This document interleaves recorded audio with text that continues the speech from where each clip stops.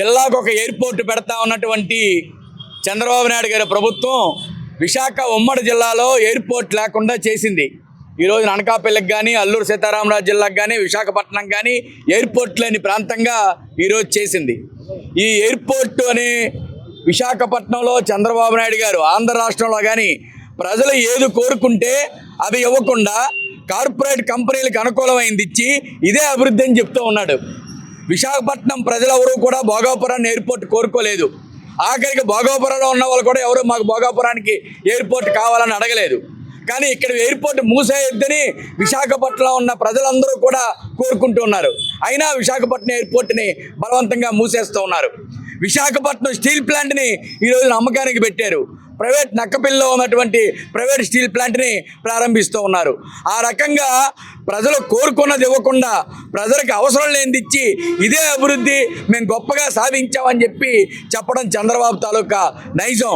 Corporate కంపెనీలకి ఊడిగించేయడం కోసం, వాళ్ళ లాభాల కోసం ఇక్కడ ఎయిర్పోర్ట్ని మూసేస్తున్నారు తప్ప మరొకటి కాదు అని చెప్తున్నాం.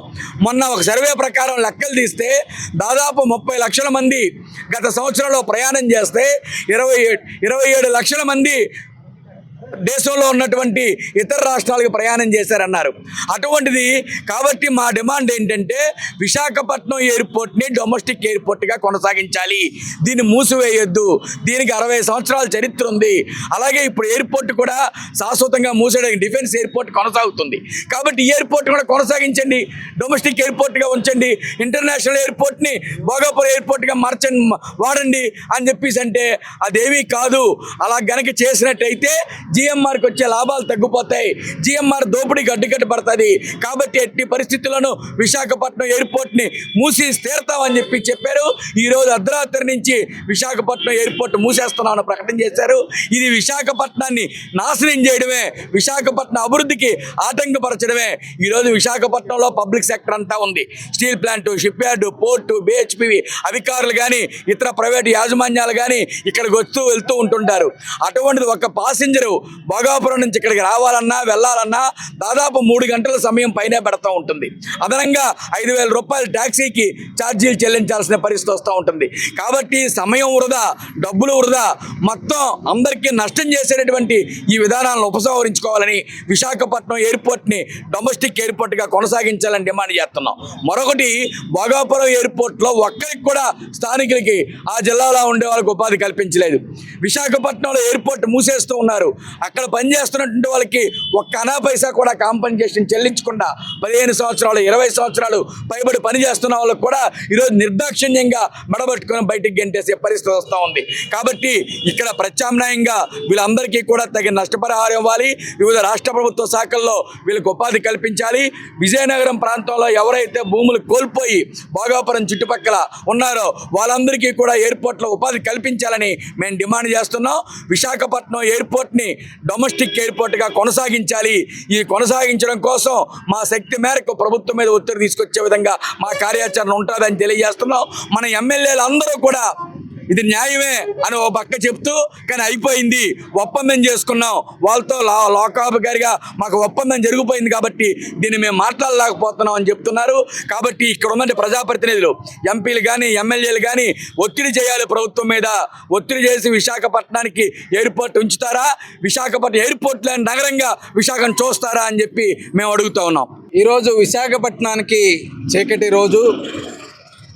జిల్లా వ్యాప్తంగా సిపిఎం పార్టీ విశాఖపట్నం ఎయిర్పోర్ట్ని మూసివేస్తున్నందుకు నిరసనగా నల్ల జెండాలతోటి సిపిఎం పార్టీ నిరసన తెలియజేస్తూ ఉన్నది.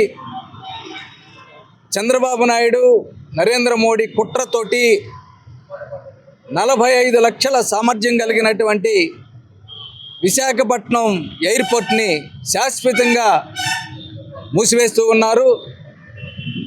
ఇది అతిపెద్ద అవినీతి కుట్ర. భోగాపురం ఎయిర్పోర్టు జిఎంఆర్ యొక్క గుత్తాధిపత్యానికి ఇవ్వటం కోసమే ఈ దుర్మార్గమైనటువంటి చర్యకి చంద్రబాబు నాయుడు కూటమి ప్రభుత్వం పాల్పడింది. ఇది చాలా ఆందోళన కలిగిస్తున్నటువంటి అంశం. దాదాపు 50 ఏళ్ళు పైగలిగినటువంటి చరిత్ర కలిగినటువంటి విశాఖపట్నం ఎయిర్పోర్టు, అది ప్రభుత్వ ఎయిర్పోర్టు, దాన్ని కుట్రతోటే ఈ దుర్మార్గ చర్యకి పాల్పడ్డారు. అదేమంటే చంద్రబాబు నాయుడు గారు 2 ఎయిర్పోర్ట్లు ఒకే చోట్ల ఎలా ఉంటాయని అంటూ ఉన్నారు. భోగాపురం ఎయిర్పోర్టు విజయనగరం జిల్లా, విశాఖపట్నం ఎయిర్పోర్టు విశాఖపట్నంలో ఉన్నటువంటిది. బాంబేలో 2 ఎయిర్పోర్ట్లు ఉన్నాయి కదా, ఢిల్లీలో 2 ఎయిర్పోర్ట్లు ఉన్నాయి కదా. చంద్రబాబు నాయుడు గారికి అత్యంత ప్రియమైనటువంటి నగరం గోవా, ఆ గోవాలో 2 ఎయిర్పోర్ట్లు ఉన్నాయి కదా. మరి ఎక్కడా లేనే ఇప్పుడు కొత్తగా అహ్మదాబాద్లో కడుతూ ఉన్నారు గుజరాత్లో, అక్కడ 2 ఎయిర్పోర్ట్లు ఉన్నాయి కదా. మరి ఇక్కడెందుకు మూసేస్తున్నారని నేను అడుగుతూ ఉన్నాను. ప్రజల్ని ఎడాపెడా దోచుకోవటానిక? విశాఖపట్నం ఎయిర్పోర్ట్ ప్రభుత్వ ఎయిర్పోర్ట్ కాబట్టి యూజర్ ఛార్జీలు భారం అనేటువంటిది ఉండదు. ఇప్పుడు Bhogapuram airport private corporate airport, దాంట్లో ఇక్కడి నుంచి హైదరాబాద్ వెళ్ళాలంటే టికెట్తో సంబంధం లేకుండా అదనంగా 855 రూపాయలు యూజర్ ఛార్జీ కట్టాలి.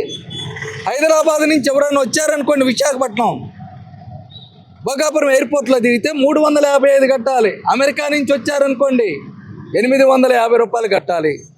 అంతేకాదు చంద్రబాబు నాయుడు గారు ఇప్పుడు చెప్తున్నారు, ఓ ఇంటర్నేషనల్ ఎయిర్పోర్ట్, అద్భుతమైన ఎయిర్పోర్ట్ అంటున్నారు.